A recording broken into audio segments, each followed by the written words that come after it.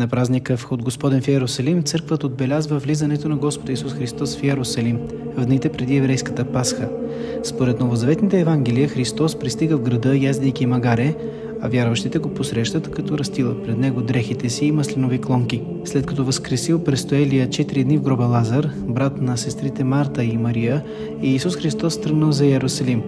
Когато наближил града с придружаващите го ученици и стигнали до Витфагия, той пратил двама от тях да отидат в селото и да му доведат вързаната в началото на селото ослица и магаренцето й. А ако някой ги попита защо правят това, да кажат, че е потребно на Господа. Като разбрали, че ослицата е за Христос, никой не им попречил.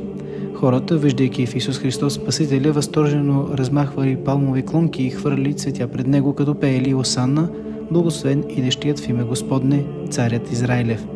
На този ден в църквата се отслужва тържествена света литургия и се благославят върбови клонки.